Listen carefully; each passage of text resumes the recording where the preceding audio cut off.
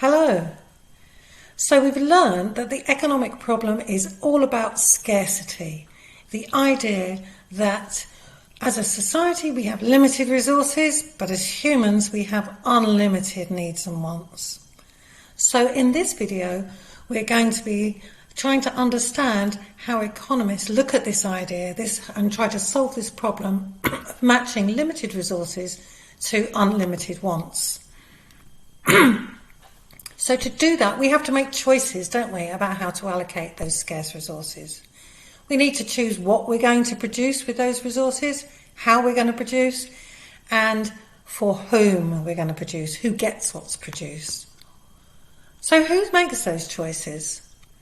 Well, in economics, we talk about economic agents. They are the people that make those choices. And there are three economic agents: governments clearly make choices, firms, and individuals who live in households. That's you and me. So they have to make choices, those economic agents, because resources are limited in supply. Take governments, for example. Governments might choose between building a school or building a road. A business might choose between expanding, opening a new factory, or giving more profits to its shareholders. I might choose between spending all my money on chocolate and buying bread. We all make those choices, don't we? And when we make those choices, obviously we have to give something up. And that something that we give up is called opportunity cost. Now, opportunity cost is a really important concept in economics. You really need to understand this. It's the idea of sacrifice. When we make a choice, if I choose to eat chocolate, then I've got no money left for bread.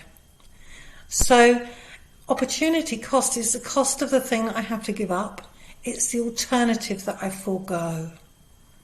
Okay? So, and it's a loss of the best alternative, not just any alternative. So if a farmer decides to plant rice, the opportunity cost of that decision is that maybe he's had to decide not to plant wheat, which might be his next most valuable crop. So the opportunity cost is the loss of the best alternative, not just any alternative.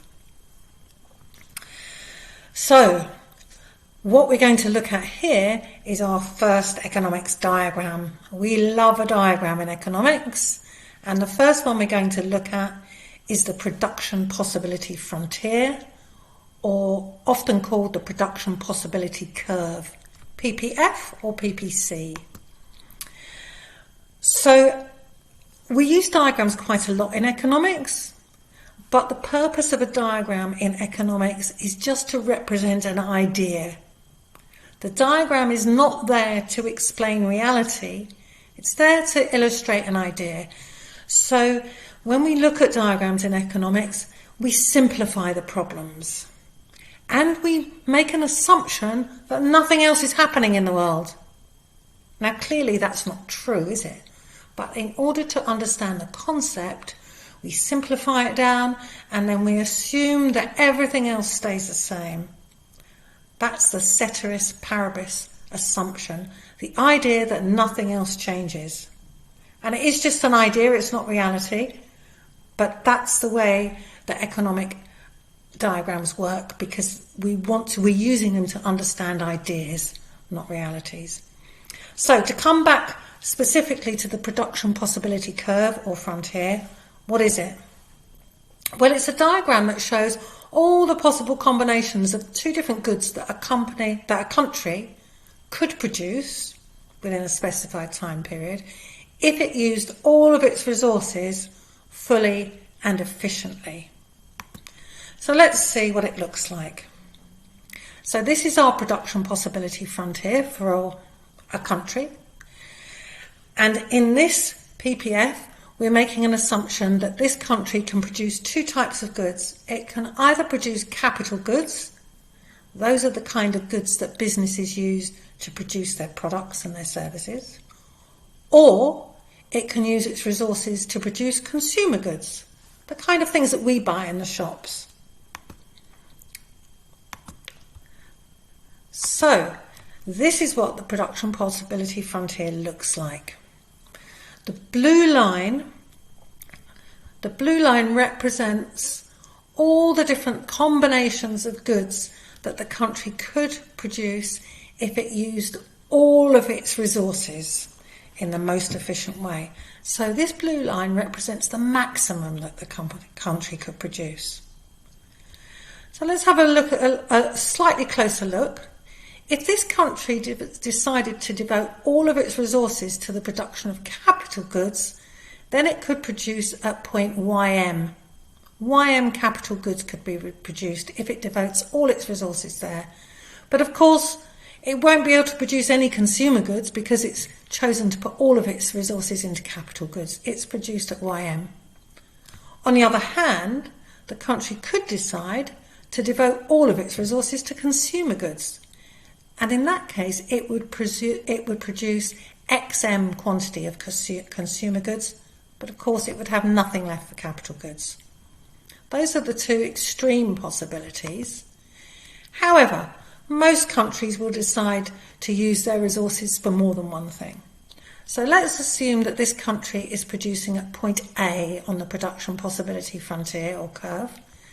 In that case, it's producing YO quantity of capital goods and XO quantity of consumer goods. Everybody's happy. Or are they? The country might decide, actually it wants to change. It wants to produce more consumer goods. So what does that look like? So now the country has moved from point A to point B.